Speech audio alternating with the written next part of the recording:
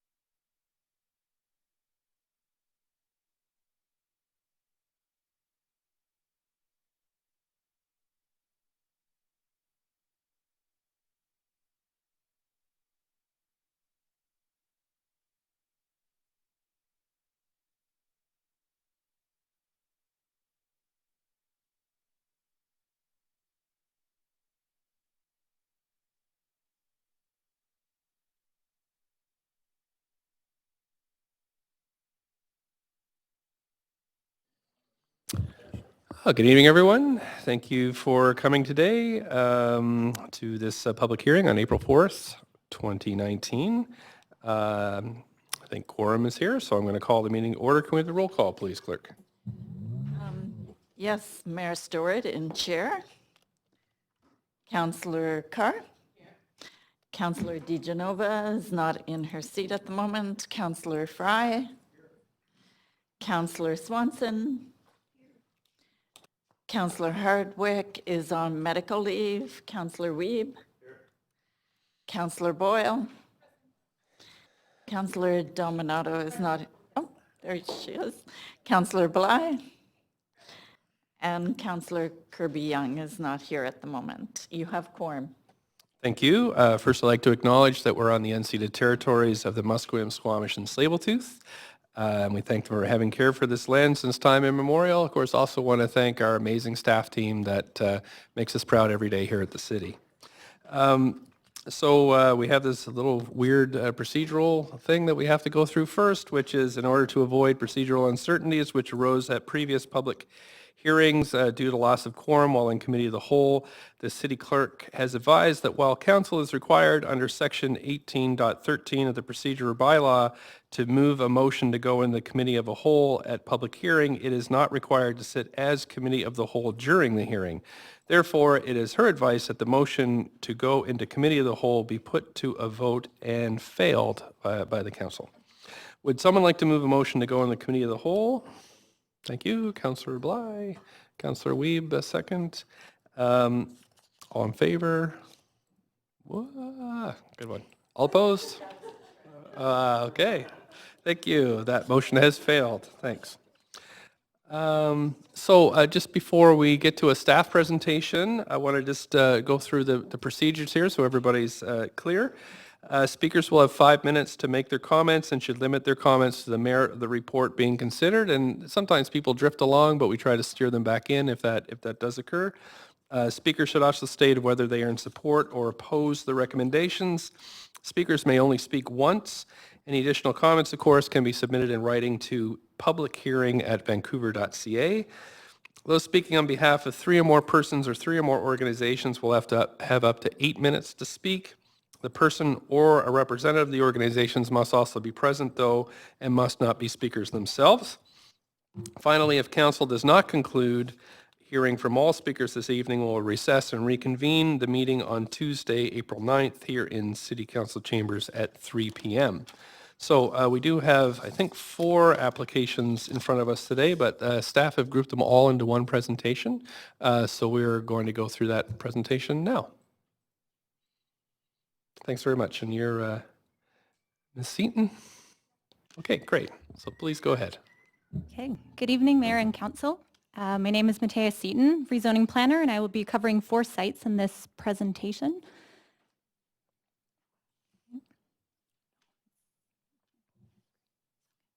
All right, so tonight, Council is being asked to consider 4 townhouse rezoning applications under the Cambie Corridor Plan. These applications follow a new simplified rezoning process, which is being introduced to you today.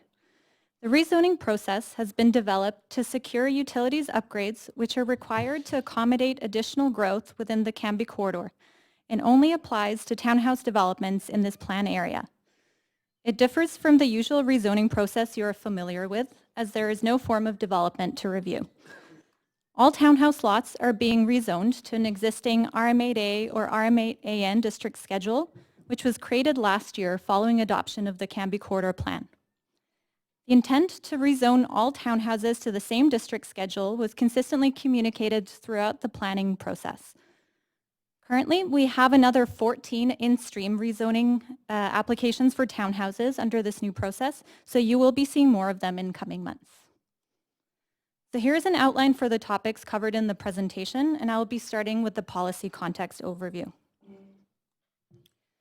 As background about the work that has been done to date, the Cambie Corridor Plan is a comprehensive document which has been developed through a 3-phase planning program, which was designed to direct and manage population growth in this area of the city.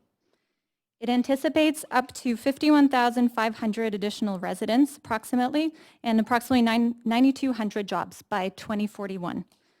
An accompanying public benefit strategy and public realm plan guide the design of public spaces. The plan is closely aligned with the city's Housing Vancouver strategy and focuses on providing a range of housing types and affordability levels. Over the course of the plan, the city hosted just over 120 public events with over 8,700 participants providing input. The 3-year public process for phase 3 of the plan alone included almost 90 events with over 6,000 interactions. Engagement included open houses, walking tours, coffee chats, radio interviews, and the use of social media, as well as other methods to reach and engage the broader community. There was also continued engagement with numerous community groups and city advisory boards and committees. One of the 6 big moves in phase 3 of the Cambie Corridor Plan was to look at transforming single-family neighborhoods. The focus specifically was on exploring redevelopment options for off-arterial locations, included much-needed townhouse forms. So to accommodate council-approved land use changes in the Cambie Corridor, the existing utility infrastructure will need to be upgraded significantly. The majority of the city's sewer, water, and drainage infrastructure was built in the 1950s and 60s. And since then, the extra capacity built into these systems has been consumed by incremental growth. The gradual transition from single-family neighborhoods to denser, more compact forms of development has increased the pressure on the existing system, with larger sewer loads, more impermeable surfaces, and challenges with foundation drainage. So when the Cambie Corridor Plan was adopted by Council last year, Council directed staff to develop a financing growth strategy and a utility servicing plan to address infrastructure challenges. The city is taking a sustainable approach to infrastructure upgrades. So as part of this work, the city created a citywide utilities infrastructure upgrade list, which includes the Cambie Corridor. And also the city introduced a new citywide utilities development cost levy to fund growth-related projects identified on this list. Staff are also working on an integrated water management plan for the corridor, and these new measures will support growth and extend system capacity while protecting water quality. So at time of referral for these applications, there was a question about how the rezonings fit into the city's utilities servicing plan, so I will go over that now. The utilities servicing plan outlines a sequenced approach or a sequence plan for the city to deliver growth-related neighborhood-serving infrastructure in the first 8 years of growth for the Cambie Corridor. This will happen over 3 stages in specific geographic areas. The prioritization of the upgrades was based on existing system capacity, growth potential, development interest, and ability to efficiently deliver the infrastructure. And the financial obligations for developers vary by the stage area. So for reference in this slide, the areas designated for townhouse uses are shown in yellow on the map. So in the stage 1 areas, which is up on the slide right now, the city will deliver identified upgrades between the years 2019 and 2022. In stage 2 areas, the city has plans to complete utilities upgrades between the years 2023 and 2026. Offsite utilities upgrades may be required if an applicant decides to redevelop before then. Outside of these 2-stage areas, the city has not yet completed a full analysis of the future required utilities upgrades. So over the coming years, the city will be adding to the utilities servicing plan to explore opportunities to advance utility upgrades for all of the areas. In the meantime, developments may proceed, but applicants will be required to provide all of the necessary off-site utilities upgrades themselves. The extent of the infrastructure upgrades would be determined through a rezoning application and would be secured through rezoning conditions and a services agreement. The city has already taken some steps to facilitate redevelopment of townhouse lots in the Cambie Corridor, which I will highlight briefly in the next slide. So through the sequencing of upgrades, last year the city was able to pre-zone all of the townhouse lots in the stage 1 area of the utility servicing plan to the RM8 or AN district schedule. So the stage 1 area in this slide is outlined in blue, and the purple color shows the townhouse lots that this change applied to. The change applies to approximately 167 lots out of about 1,100 townhouse lots in the corridor, which is about 15%. So these lots that have been pre-zoned in the stage 1 areas in the slide do not have to go through a rezoning process, and they can just apply for a development permit right away.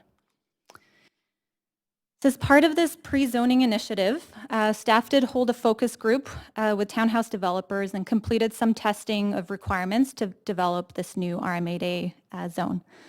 The district schedule allows for various unit arrangements, but at least 45% of the units have to be between a certain floor area range, so 900 to 1,200 square feet, to provide a range of price points and unit size options.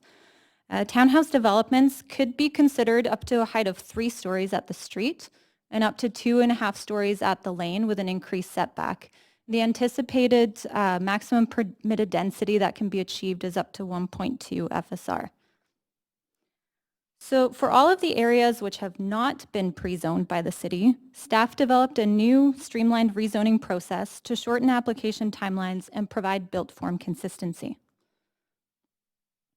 So for the approximately 930 remaining townhouse lots in the Cambie corridor, a developer-initiated rezoning application is required to secure infrastructure upgrades if applicants are proceeding ahead of the city's utilities upgrade schedule. So this means prior to the year 2023 in the Stage 2 area and all sites in the Stage 3 areas where the city has not yet determined required upgrades.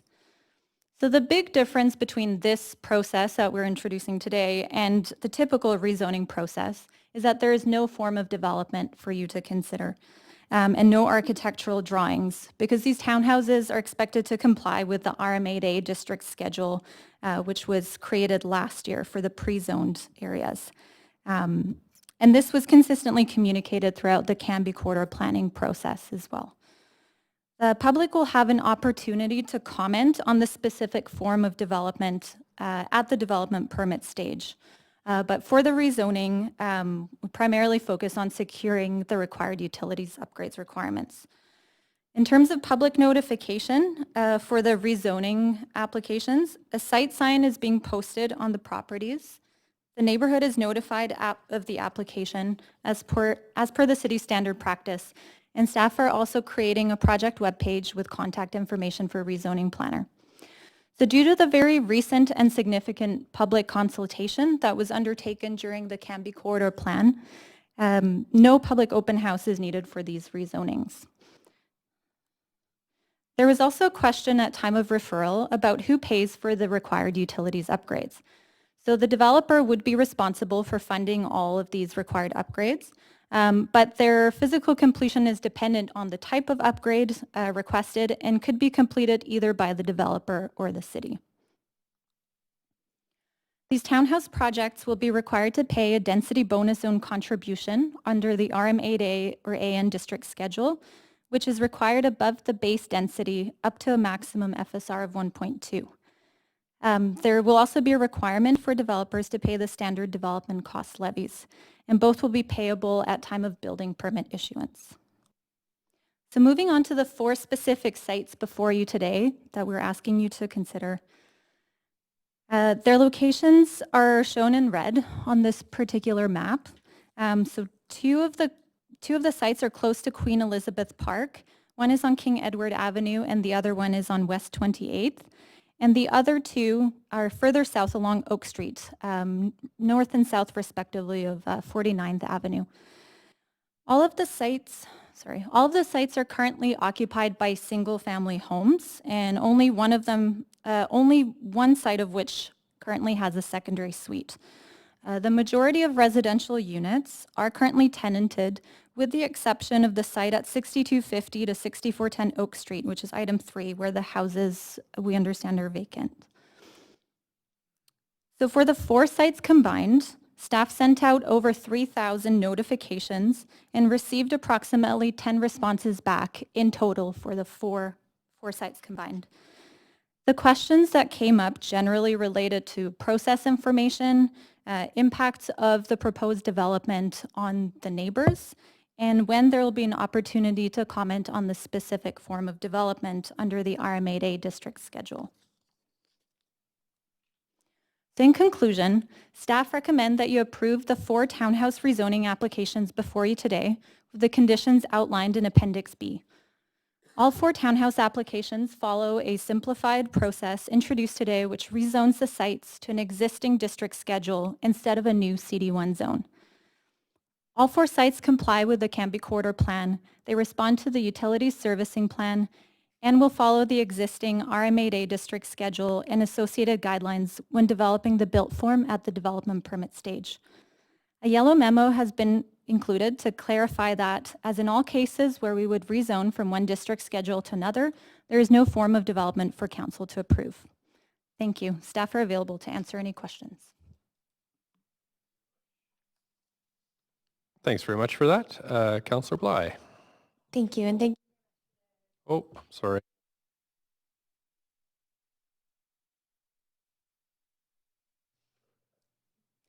Here we go. Okay. you. Thanks for the presentation. Quick question. When we talk about consultation and the ongoing sort of development on the Canby corridor, when did that, I imagine initial consultation kicked off, but when was the latest consultation? And when we talk about 3,170, is it outreach? That was the number? Yeah, it was a number of postcard notifications that Postcards. were sent out. And we to heard neighbors 10? Yeah, Yeah. and we heard back from approximately 10. I may have missed it, but what is the timing of all that communication consultation? For these townhouses specifically? Yeah. Yeah, so it all happened within this rezoning application process. So it followed our typical process where we provide, or we send out notifications to approximately a 2-block radius. And then applicants had a number of months to respond back to staff if they had any questions. And then, yeah. So just the timeline of that The timeline approximately 2 or 3 months. ago. So they had approximately 2 or 3. I can jump in. Yeah, I think I'm thanks. Just trying to, seeing a mismatch here. yeah. The broader consultation on the whole plan was done over the last few years for these particular ones. The postcards went out over the last couple of months. Thank you. The consultation happened, so that's all within the last few months. Perfect. That's all. Thank you. Thanks very much. Councillor Fry. Thank you, 5 Mayor. minutes. I'm just process-wise with the new DBZ and Canby corridor benefit strategies and stuff, and this is adding a layer of certainty, I would think. Is this speeding up the process? Is this making it easier? Are we getting feedback from developers on how this new process is working out? Yeah, so what we've heard is that there are some efficiencies achieved because this new rezoning process is, staff are kind of processing it within a shorter time frame than a typical CD1 rezoning. And also because there is consistency under the RM8A district schedule, this allows developers to already start looking at preparing some of their form of development drawings while they're going through the rezoning process to secure the utilities upgrades that are required. So there are some efficiencies. So are we, like, by time frame, what are we typically looking at, and what has this example come in at? So for this rezoning process, we're looking at approximately a 5 to 6 month timeline from the date of application submission to get to public hearing. And typically that would be? 12-ish months, provided that a typical CD1 rezoning process is followed with no resubmissions or Okay, no, significant. I appreciate that because it's, I think, good job. Thank you. Mr. Mayor, can I just elaborate on Please that? go ahead, I mean, yeah. I think you heard it during the staff presentation, but during this work that we were doing was, I think, the first area planning work where we really thought proactively about processing times in the way that we did the planning work. And so this is, Councilor Fry, to your question, that was the direct intention, was for projects that are kind of similar, we could create a streamlined process for them to come through. So this is, in a way, our first testing of that to see whether that approach was validated, but that was really baked into our intention from the beginning. And I think as we look at reg review and all the work we're doing, we're trying to find ways to streamline the process for applicants. Thank you, City Manager. Councilor Kirby-Young, please. Thank you. Appreciate the presentation. I've got a couple of questions and following up on sort of this new process and then time, but I'm just interested a bit in the financial impacts as we're trying to make units more affordable in the city. So I'm reading on, for example, on page 6 of the King Edward one, And following up when you had mentioned that they're subject to the citywide DCL, exempt from CACs, but now subject to this new density bonus piece, or DBZ, that would be applicable at building permit issuance.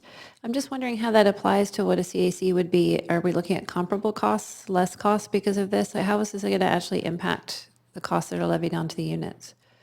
Yeah, so initially when the Canby Corridor Plan was approved and the utilities servicing plan was introduced, there was a CAC rate, fixed target rate for townhouses, which was $55 per square foot on net additional density. And as we were starting to test out this process, we realized that if we're changing, rezoning from one existing district schedule to another, that there is a requirement for this density bonus zone provision. And it is the exact same amount, so it's $55 per square foot. So we actually did a housekeeping amendment earlier in the year to remove the fixed rate CAC amount from our CAC rezoning policy, just so that we're not overcharging developers like two rates, which are exactly the same. They're just charged at different points in the process. Okay, so the charge at different points in the process, is there no opportunities for savings with the DBZ in the spirit of keeping the units more affordable? If these processes are streamlined and theoretically it's less steps for the developer and less steps for the city, but we're still charging the same? Yeah, so the DBZ contribution is built into the zoning and development bylaw. The way that we are trying to deepen affordability is that within the RM8A district schedule, we have actually required at least 45% of the units to be provided with areas of 900 to 1,200 square feet to provide a wider range of price points and unit sizes, and that way provide more opportunities for these units to be available at different prices. Okay, and then following up on that, conceivably, if it's quicker time for the applicant to deliver, then there's probably opportunities for savings along the way instead of carrying, potentially. Potentially. And then one related question, you said, and I just confirm if I heard this correctly, that not only did it sort of streamline the process, but provided for greater design certainty. I thought I heard you say that. Yeah. Okay. How does that greater design certainty happen?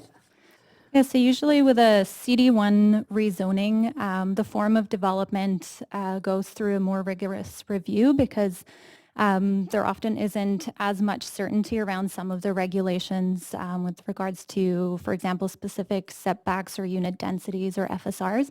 So the RM8A district schedule really goes into a lot more detail than we would see for a typical CD1 rezoning. So it allows for more certainty around what the anticipated built form would be.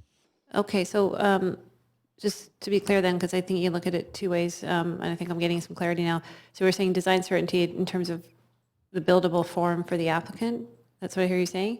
Correct. So in Yeah, terms of design certainty on the other side for the neighbors, in terms of what are these things going to look like coming into my community and my neighborhood, you could still have a lot of variation in terms of external design there, or would we see more similarities? That's a question people always have, what's coming in, what's it going to look like, right? Yeah, so even for the public, there would be certainty, more certainty in terms of what could be expected, but there is some variation in terms of, for example, unit arrangements. So you could have stacked townhouses, you could have row houses, you can have back-to-back units, but generally the anticipated height and density, maximum height and density would be the same for any RM8A or RM8A in district or zone. So throughout the Canby corridor, if council approves a rezoning to this zone. So typically 3-story, similar massing, setbacks, but you might see difference in architectural styles. Is that Correct. Is that kind of a fair statement? Yes. Yeah. Okay, so there's still opportunity for visual variation in neighborhoods. You're not going to see the same 3 stacked boxes, No, for just the example. anticipated form and density is comparable, but there are options for creativity within that. Great, that's really helpful. Thank you. Thanks very much, Councillor Weeb. Thank you. The RM8 has some interesting guidelines. I'm just wondering if I could ask a few questions. The supporting pre-1940 houses. So would that, for any house that's within any of these rezonings, anything below 1940, they would try to keep on the property, is that correct? So we did look at this as part of the process. So within Typically, within the city, any houses constructed prior to 1940 do need a character merit assessment, except in the RS1 zone. So the lots that are designated for townhouse uses within the Canby corridor, very few of them were built before 1940, and for these 4 particular sites that you're looking at today, none of them were built before 1940. The RM8A district schedule does have some, at the discretion of the developer, has some incentives for retention of these character buildings with a little bit of added density or the opportunity for some infill. That's a little bit beyond what an RS1 zone would allow. Okay, and on that, there's a park board interconnected network that passes one of them, and there's a bike infrastructure or bike pathway that goes, do we have incentives to kind of increase green space or public space at corners on these networks to allow the developer to move some of the massing inside the blocks so that we can create public space for these neighborhoods or corner little playgrounds, or are there other elements we're trying to do for placemaking with the ability under the R8?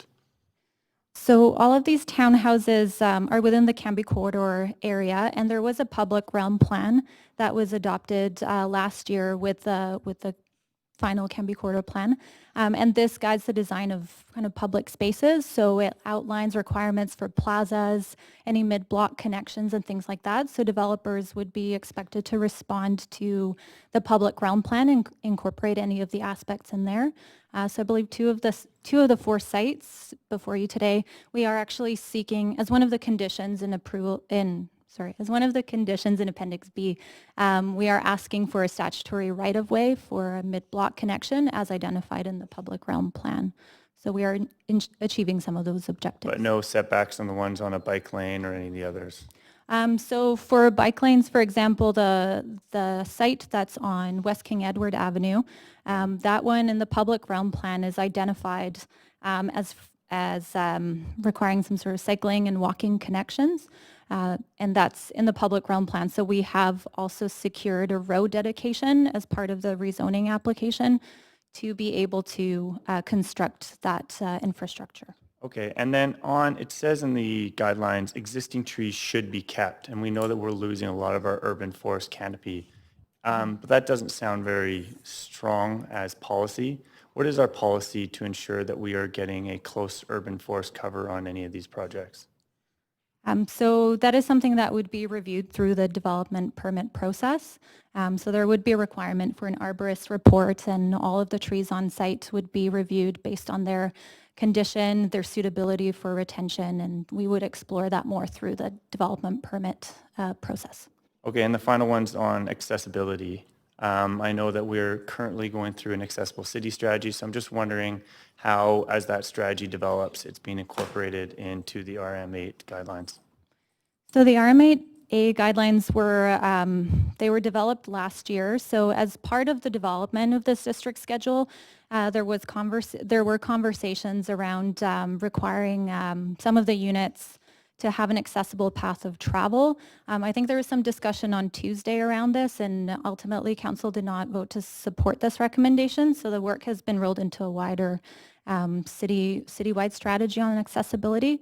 But through the RM8A district schedule, because we are anticipating to see stacked townhouse forms, for example, and 3 levels at the street, this does provide some opportunities for ground level units, which probably wouldn't be in the basement, so it would provide a degree of accessibility. Perfect, thank you. Thanks very much, Councillor Dominato. Thank you, Mr. Mayor. Just a couple of questions.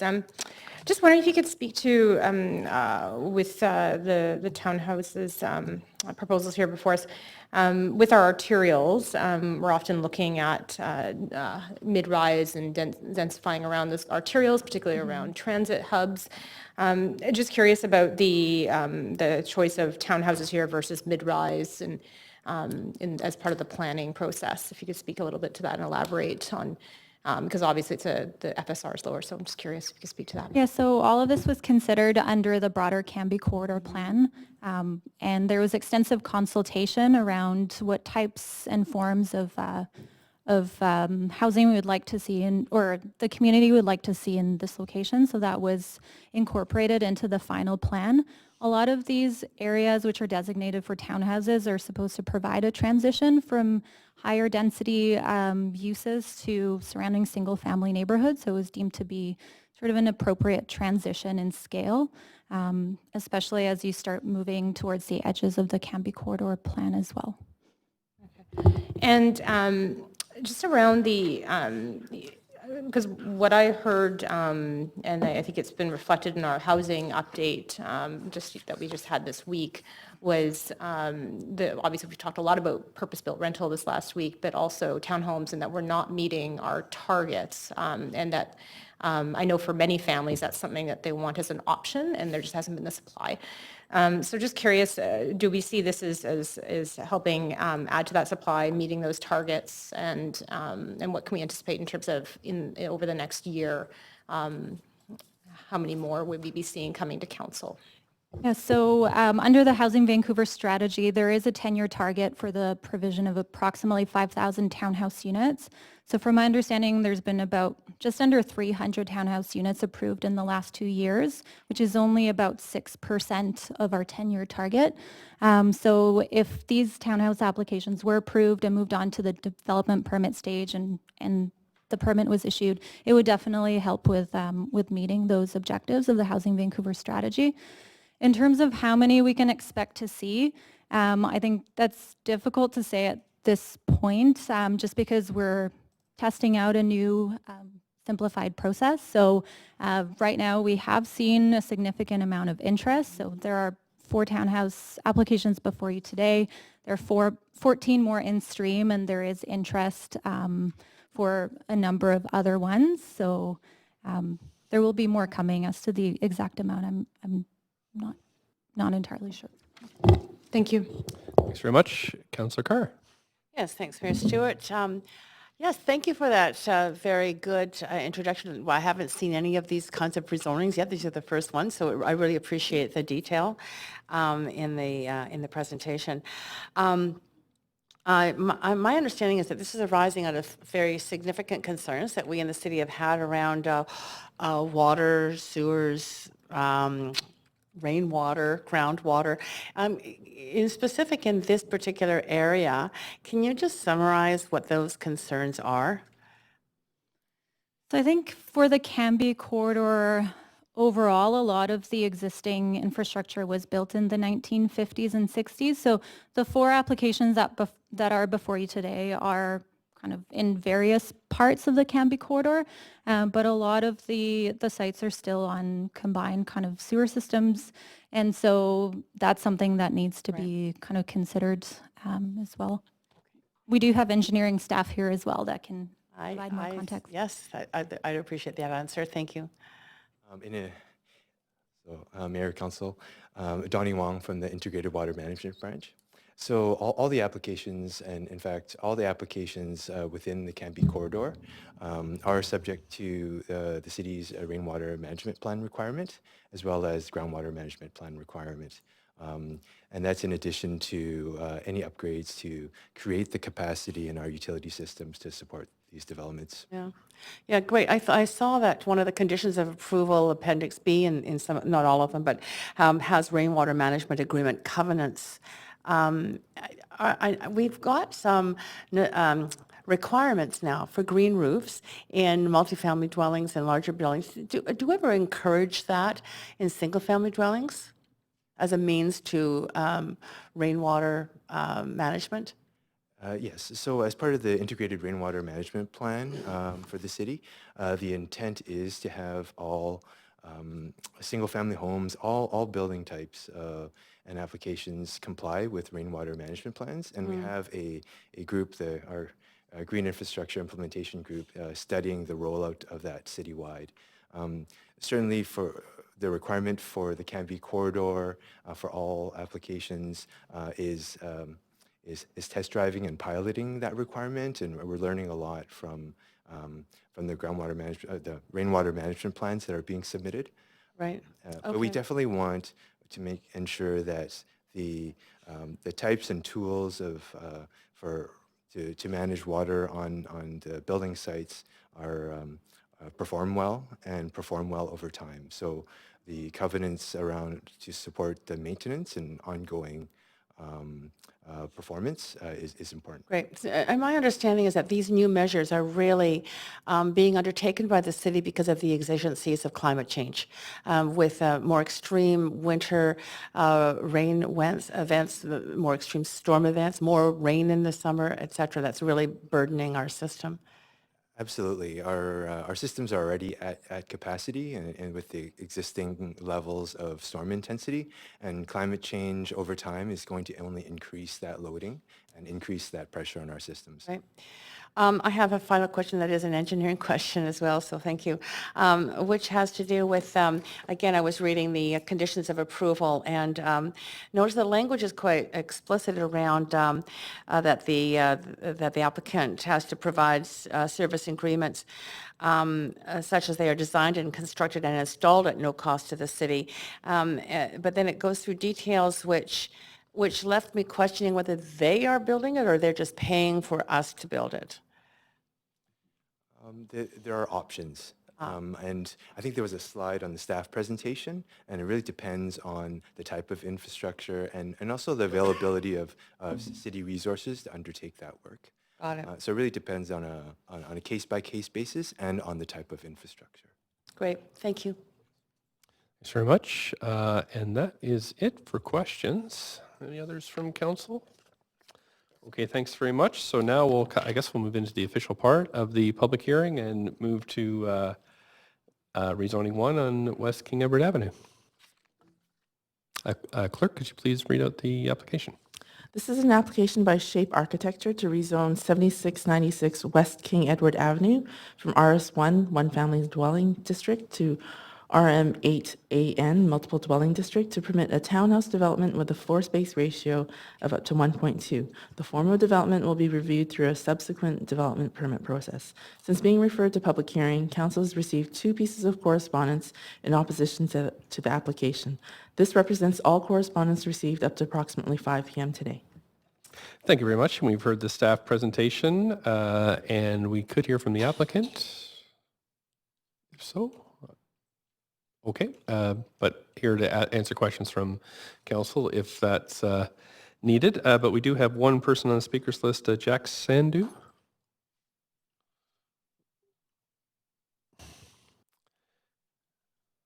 There you go. Hello, sir. How are you? Yeah, great. Hi, to Mayor and Council. It's nice to meet you for the first time. And from what I've been watching, you guys have been doing a great job. Oh, so nice. Thank you. So far. Okay. So I'm here just to talk about there's 3 out of the 4 that I'm not worried about, which leads me back to the one that we're here for on King Edward Avenue. And my concern there with this, I'm not here to oppose this in principle. I have a few questions, though, that I'd like the councillors to actually take up maybe with the city, due to the fact that close to the SkyTrain station, the King Ed SkyTrain station, at first we were doing this for a 3-year process, and they were asking for mid-rises. And then where we led to about a year ago was to use a few blocks on King Edward as transitioning into residential. So with this project here on West King Edward, they have the block behind it, I believe it's West 26th, that's also townhouses. So you have townhouses that are proposed right now as townhouses right behind going into townhouses. So you got the transitioning going into the neighborhood south, but what is King Edward transitioning into? Into Main Street? You know, and Main Street is, I believe, 6 stories there. So what I like to see is there should be more density here, just because of the proximity to the line here. The other 3 projects that are out there are nowhere close to any major transit. So I know there's going to be a review for the 1-year review of Cambie Corridor Phase 3.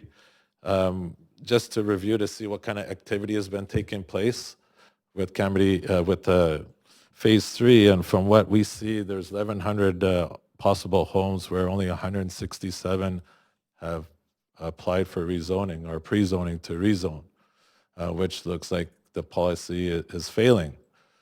So from what I've heard from our block that they wanted me to come here and talk to about is if the councillors could ask the planners if they could sit back and relook at this, not just that one project, but all along King Edward, from Laurel to Ontario, just to relook at the densification that they're doing. I know there's a citywide plan for rezoning that is going to last until 20 years, 2040. But the buildings that people will be putting up right now will be like 80, roughly around 80 years old. So it's best to get it right now. And that's what I like to talk about with you, is density. Thank you very much for your time. We have a couple of questions. I have a question for you if it's not asked by the other councillors, but I'll move the other councillors. So Councillor Carr first. Oh, great, thank you. Thanks for coming out. I really appreciate that and for your input. You've already mentioned that you know there's a citywide plan. I'm wondering if you are anticipating, because that is a process where density, infill, housing choices is going to be a key part of the conversation. So are you talking with your neighbors, the people that you've said you've been talking to about this particular project? Are you talking to them about potentially getting involved in the citywide plan to help influence the outcome? Well, we've been trying for the last 3 years, but nobody's listening to us. You know, as a taxpayer, that's why we're here to speak to the councillors. So you could talk to the planners here and get it right. So you've provided input to the planning department about the zoning in this area? From day one. Townhomes? From day one. Oh, okay. And also, if you look around the city, you see 4 stories going up pretty much everywhere. And right here, where we need the density, I think we have to revisit it and take a good look at it. I believe we're making a mistake. Now you live in the area. I do, yes. Yeah. So are you sensing that the point of view you're expressing is reflective of the majority of people in your neighborhood or in the area around which you live? Well, I'll tell you right now, just right directly in front of this 7696 West King Edward and the 100 block of West King Edward, we're all aboard on both sides, south and north. From 0 block to 100 block, we're all aboard for higher density. And what happened previously was in the focus area, this project here wasn't even in the focus area.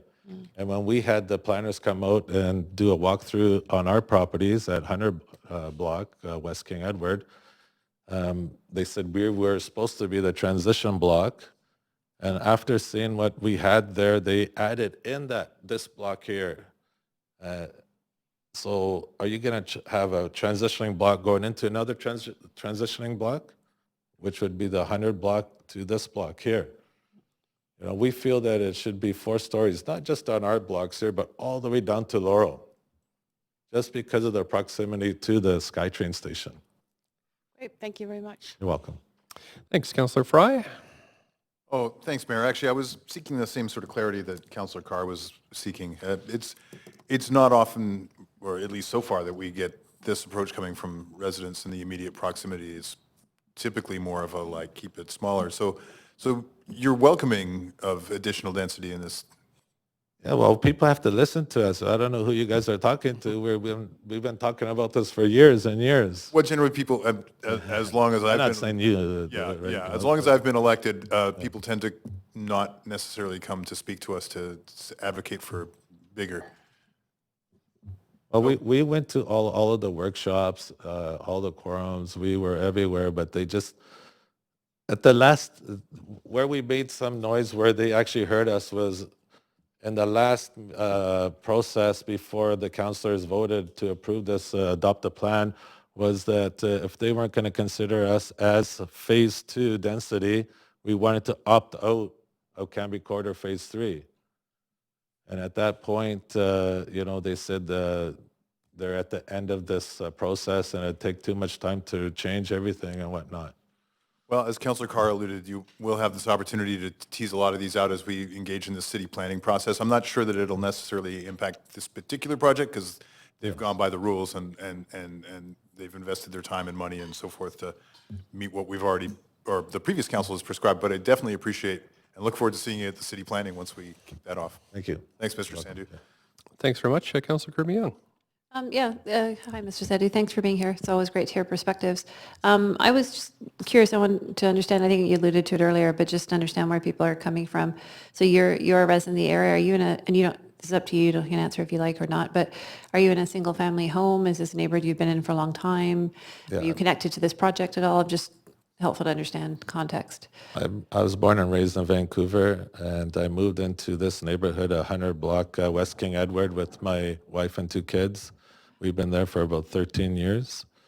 We went through all the process of the Cambie Corridor Phase 3. I was on Oak Street when we were approving this Canada line, and I knew that there would be a lot of density in the neighborhood. And we all the neighbors are bored with this densification. We just don't know why we were overlooked. Like, we were like 6-minute walk to the SkyTrain station.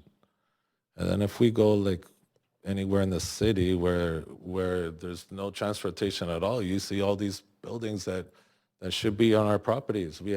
Our properties are quite large. They're 50 by 150, 151 in some cases. There's a lot of square footage. Our whole block is over 100,000 square feet. And then if you just take, for instance, there's a project on Yukon and West King Edward. It's the Bennington House. So they took up three lots, 3 50-foot lots. On there, they put 42 residents on there, 42 units. Now, with this policy here, if we were to do townhomes, each lot, we would have approximately eight units on each, which would only put 24 units on our properties, and which is why we think we're missing out here. We want to put people close to the transportation. Great. Thank you. Thank you very much. Appreciate it. Thank you. Thanks very much. Really appreciate you coming in tonight. And expressing this view and participating all the way through the process. And I think we have an opportunity to ask the staff more questions. And so I'm really curious to see what options we have at this point. Your comments are really welcome. We're in a housing crisis. We need more supply. Like we said, in some neighborhoods, it's difficult to do that. But if you're reflective of what the neighborhood's thinking, that this gives us an opportunity to do that, especially near transit modes, which is so critical, and especially if we can build an element of affordability into this, where we can get some workforce housing and those kind of things through density. So that's really welcome. Thank you very much for coming in this evening, and I hope we see you again. Yeah, thank you. And that was 100% of backing of all these blocks. Okay. Thank you. Thank you very much. Okay, so I don't have anybody else on the speakers list. However, so I'm going to call for any additional speakers on this first application 3 times, just to make sure everybody has a chance. So first call, any more speakers on this project, which is 76 to 96 West King Edward Avenue. Going once, going twice. I have to do this. I'm not practicing being an auctioneer or something. Going 3 times, so that's it. So thank you very much. So seeing there are no speakers, the speakers list is now closed. As few or no public comments were received on this item after 5 p.m. today, I suggest we now close the receipt of public comments and move on to staff hearing closing comments for the questions of staff and to make a decision. So I'll start with the applicant. Does the applicant have any closing comments? Nope. Thank you. Staff have any closing comments? No. Council have any questions for staff or the applicant? Councillor DeGenova, I have you on the list. Okay.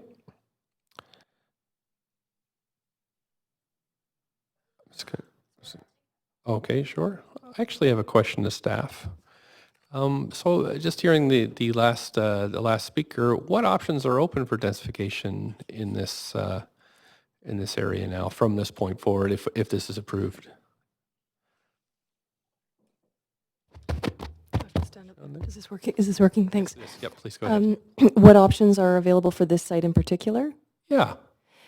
This site is designated for townhouses. Okay. So the option that's presented to you today through the RM8A is the option. Now there are a number of design options within the RM8A that can be considered. But in terms of the extent, what's presented by staff is what the plan anticipates. Okay. That's good. And then I guess the other bits are outside of what we're currently considering here right now. So I guess that's, I think outside of the scope, it'd be more of a policy question. So we'll come back to you with that. So thanks very much for the answer. Councillor Wiebe. Yes, obviously we've been talking a lot about renting. And I'm just wondering that when we do look at these units, do we ask the proponents what the rents were prior? I know they're not getting part of the renter tenants, but just for acknowledge for how many rental units we've lost, because I know that's something looking forward when we look at net rental, just to know how many basement suites, at what price, just so that when we're looking at data later on, we'll just have an idea of how many rental units we're losing when we do these projects. So we do get an idea of how many units are rented out. So currently for most of the sites, the units are tenanted, but the applicant is not required to submit any information about the rents. And then one of the sites on, I think it was item 3 on Oak Street, those homes we believe are currently vacant. Okay, and follow-up question, land values, we heard the proponent talk about different zoning. Do we calculate what the current land prices are going on similar lots, just to have an idea if we're collecting the appropriate land lift as the city? So do we know if these lots went from 1 million to 3 million to 4 million? So do we review the price per single family home in surrounding areas when we do developments like this to ensure that we are collecting enough land lift to deliver? Yes, the way the density bonus zone contribution, which is the same as what the former CAC is calculated based on what that land lift is. So we look at what single family land value is versus what the new townhouse density would allow for and what that lift in the land value is, and that's then translated into a per square foot basis, and that's what the density bonus zone rate is. And what percentage approximately do we expect in that land lift? We tend to look at around a 75% of the land lift. That's city practice. That's pretty consistent. And that's consistent with this zoning as well? That's right. Thank you very much. Thank you, Councillor Dominato. Thank you, Mayor Stewart.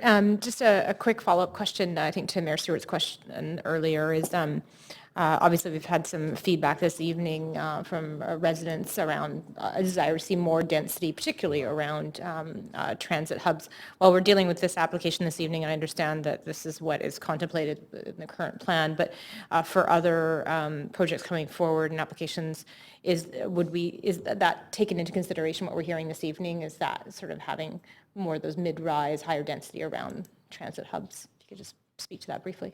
Sure. As noted at the beginning of the presentation, there was extensive consultation during the plan-making process. This area in particular had extensive community involvement. There's around 35,000 people that live in the corridor, and if you ask 35,000 people the same question, you'll probably get about 35,000 different answers. So there's a variety of perspectives in the corridor and in this area in particular.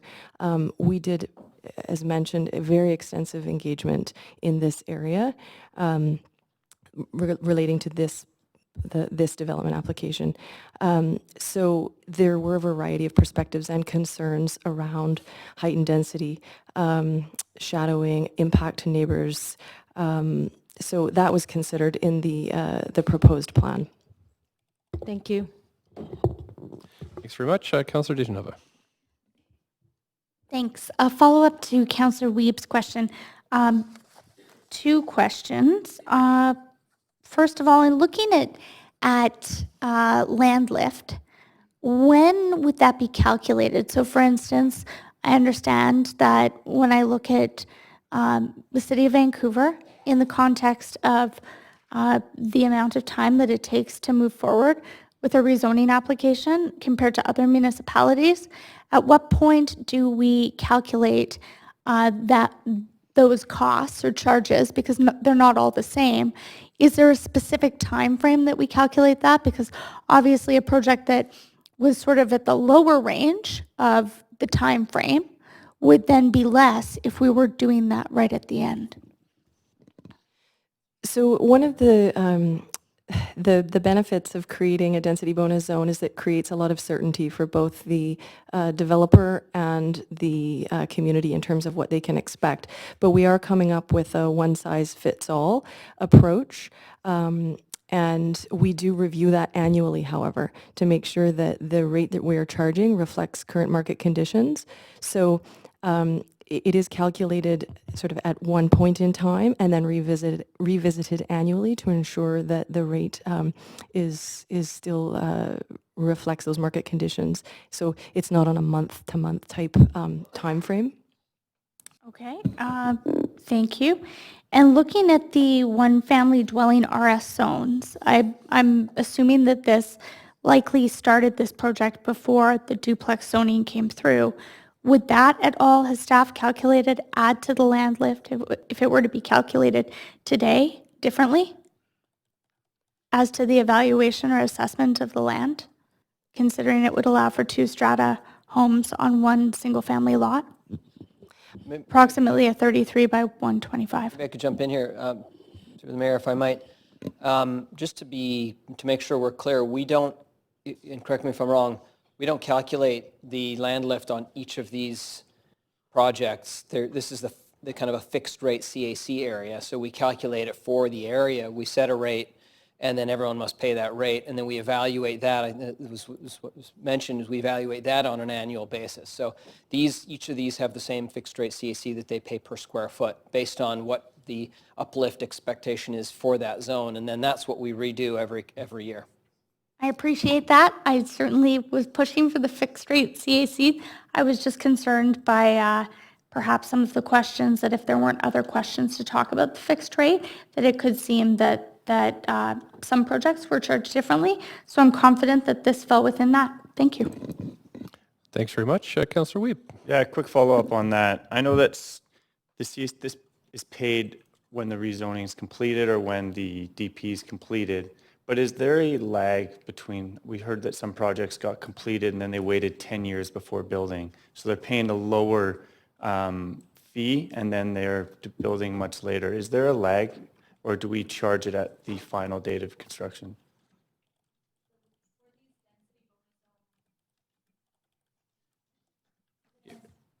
Right. Okay. Okay. Got it. Headlights on. No, back. You went back. There you go. Just like this little game we play up here just to see if we can make you move back and forth with the mics. So for the density bonus zone contributions, they're actually payable at time of building permit issuance, and that's, I believe, when the final floor area would be determined and would be reflective of what would be collected. But if I don't build for 10 years, there's no penalty? Sorry. Thank you. Because you pay at the building permit stage, you will pay at the rate at that time. So if you wait 10 years, that rate will change depending on the market value. As mentioned, we continue to evaluate that rate. So because it's in the district schedule, it's in the zoning bylaw, it's not associated with the rezoning timing. So they will be subject to the fee in 10 years. So if it's double in 10 years, they have to pay double in 10 years. Okay. Thank you very much. Thank you. Councillor Dejanova. Sorry, I had a couple of questions. I also understand that you can't receive your DP until, or you can't receive your demo permit until your DP has been issued. Is that correct? So you couldn't just demo the home and allow the land to sit vacant That's correct. without a DP. Okay. And if you did, or if you allowed the land to sit empty without an open development application or a building permit or application, then you'd be subject to the empty homes tax. Is that correct? Vacant land is subject to the, or vacant homes Vacant home, yeah. that aren't under a process or application for 10 years. Yes, that's correct. Okay, thank you. Thanks very much. And that's it for questions. Councillor Carr, okay. Right. Happy to move the recommendations in this report, including the changes made in the yellow memo. Okay, thank you very much. Do we have a seconder? Councillor Dejanova. Any debate on this?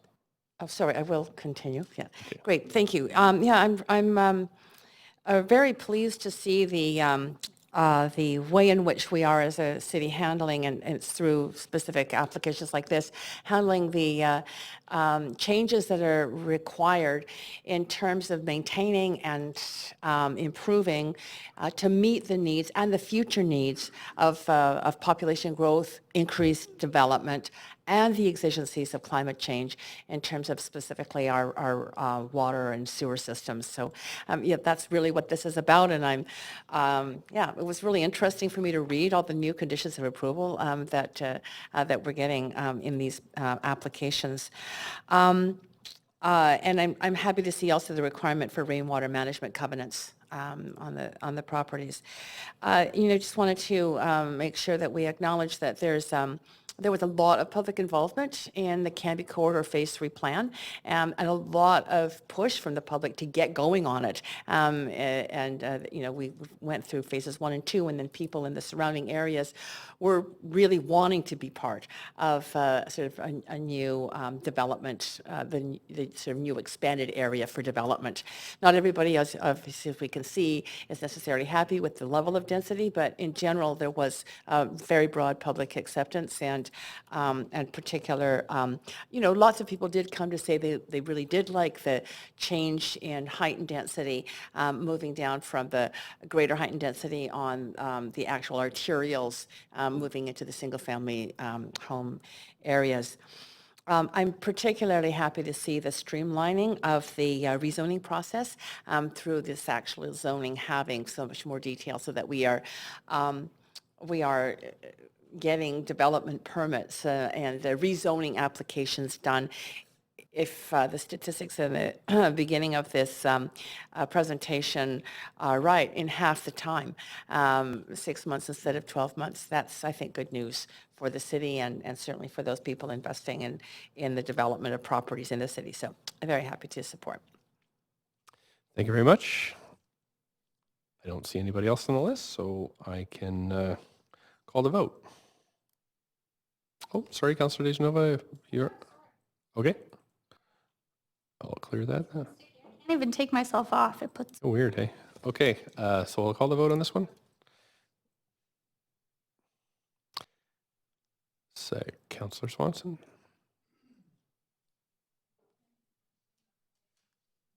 you like assistance there?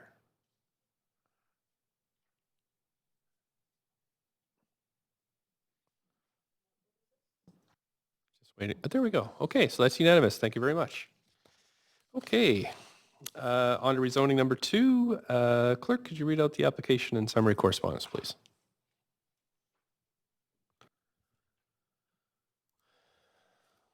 This is an application by Listor West 52nd Homes Limited to rezone 976 West 52nd Avenue and 6822 to 6868 Oak Street from RS1 One Family Dwelling District to RM8AN Multiple Dwelling District to permit a townhouse development with a floor space ratio up to 1.2. The form of development will be reviewed through a subsequent development permit process. Since being referred to public hearing, Council has received one piece of correspondence in opposition to the application. This represents all correspondence received up to approximately 5 p.m. today. Thank you very much. And we've had the staff presentation. We do have nobody here to speak to this. Oh, yes, I'm sorry. There's one. Mr. Smith, Paul Smith.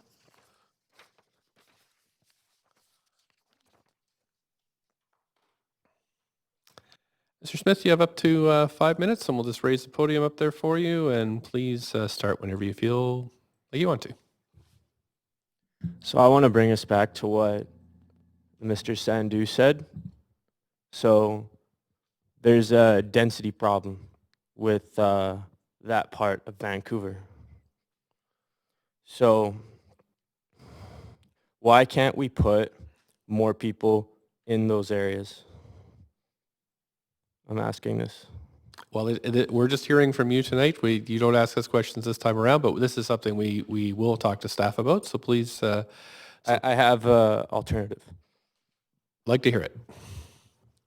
So there are problems with bylaws that don't allow us to put more people in buildings. This is holding us back.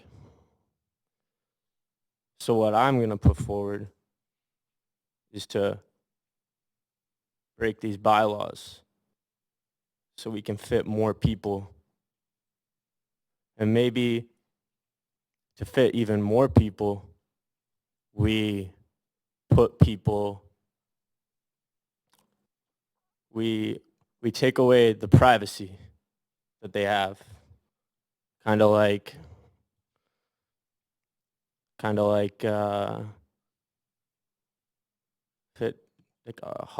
just fit a bunch of people in bunk beds or something like this. And you give them this opportunity to pay $10 so more people can afford it. Okay. Thanks very much. I'll just check and see if we have. Councilor Dejanova, do you have a question? Okay, thanks very much. We've got a question here. Thank you very much. And we're bound by a legal process. So we can't break the process for anyone or else we'd have to come back and do this all over again. So the areas you were specifically referring to, I was hoping you could tell me that. And also I was curious to know if you happen to hear that we're undergoing a citywide plan right now where residents and the public will have input into what our neighborhoods and communities and the zoning will look like moving forward. What we have to do is solve this problem before we can't.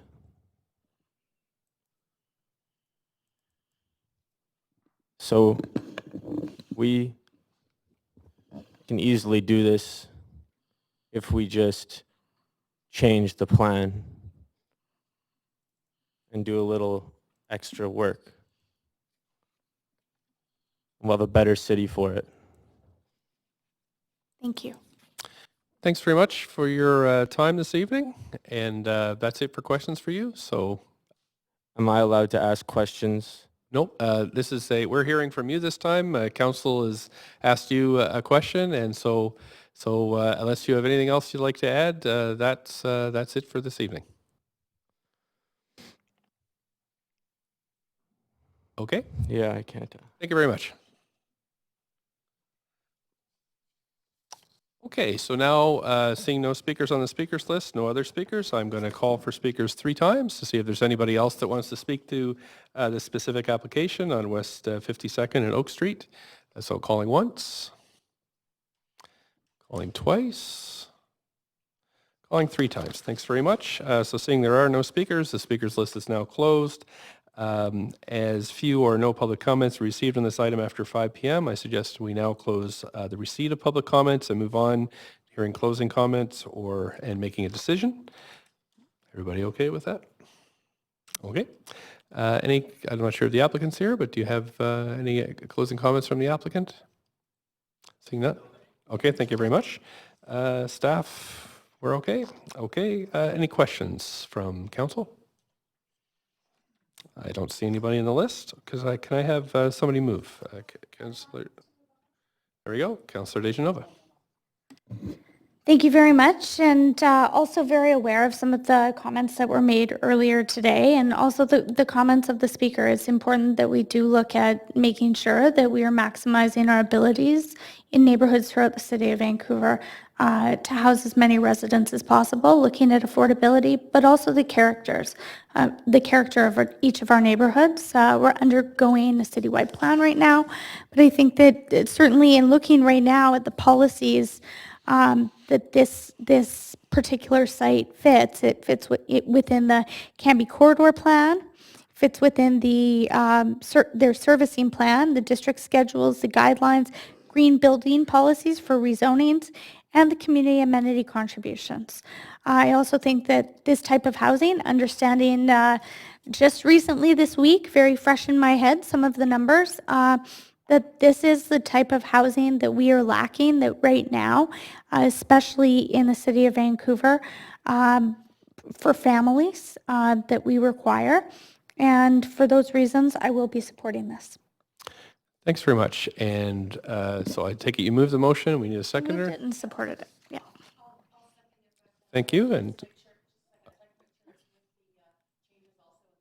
Yeah.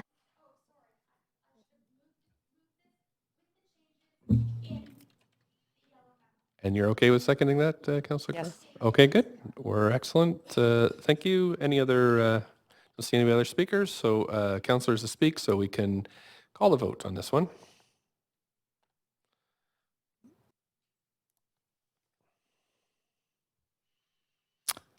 Councillor Kirby-Yung. Great. That's unanimous. Thank you very much. Moving on to the third application, West 28th and 4435 Ash Street. Clerk, could you read out the application and summary of correspondence, please? This is an application by Belford 28th Nominee Limited to rezone 628 to 682 West 28th Avenue and 4435 Ash Street from RS1 one-family dwelling district to RM8A multiple dwelling district to permit a townhouse development with a floor space ratio up to 1.2. The form of development will be reviewed through a subsequent development permit process. Council has received no correspondence on this application since it was referred to public hearing. This represents all correspondence received at approximately 5 p.m. today.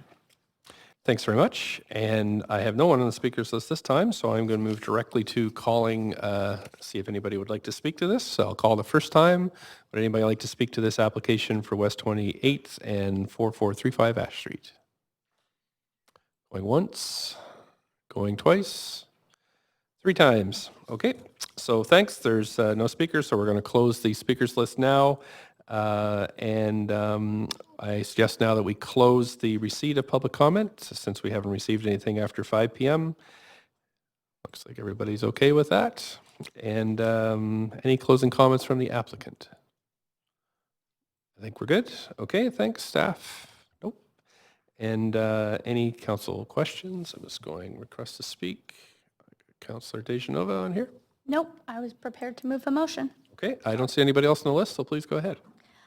Thank you very much. I would like to begin again. I guess I could also say that I'm happy to see this type of housing coming forward and being recommended by staff. It was very clear to me as we had the excellent presentation on the housing data and as we move forward with our housing strategy that in purpose-built rental. And I think that we, in discussing that yesterday, made a commitment to rental in our city. But now also we have to remember that townhomes are another form of family housing that certainly serves the need of people who otherwise may be overhoused or not able to live in the city of Vancouver. So I very much appreciate staff bringing this forward and the applicant as well. And we'll be supporting this. Thank you. Thanks very much. And move on to Councillor Carr, so I have a feeling you might second this. Yes, I am, but I want to make sure it's moved with the corrections in the yellow memo. It sounds like it has been, so you're okay with seconding Yeah, that? I'm fine. I'm happy to support. Thanks. Anything else? Nope. Okay. Councillor Wiebe?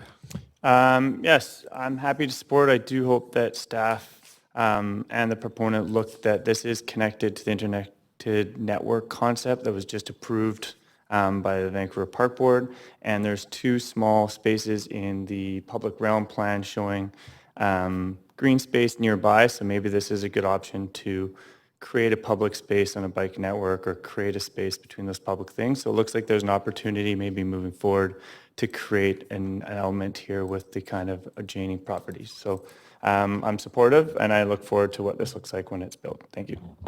Thank you, Councillor Weeb, and I don't see anybody else on the queue, so I will move to the vote.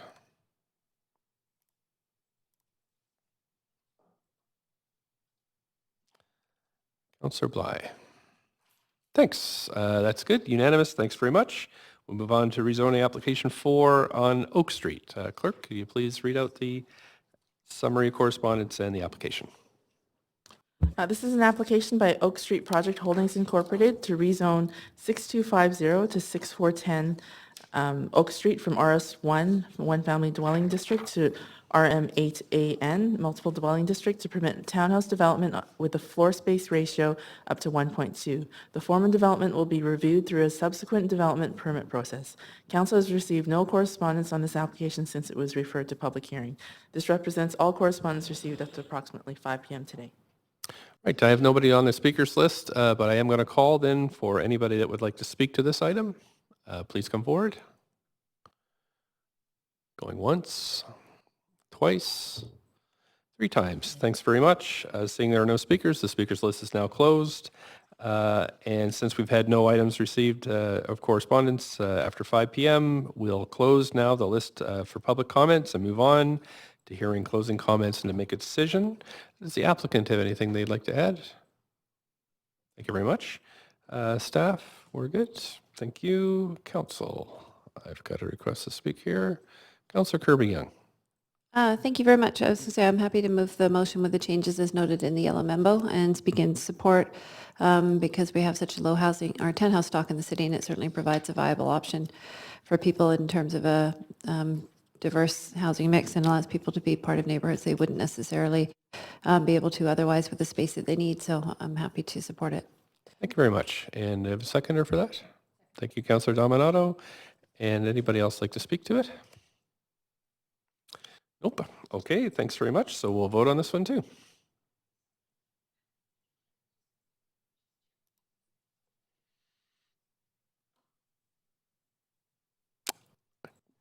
There we go. So that's unanimous as well. Thank you very much. So that is all our business for this evening. So this meeting, so I need a motion to adjourn. I saw Councillor Bly, Councillor Dejanova seconded. All in favor of adjournment? Any opposed? That's great. Thanks very much, everybody.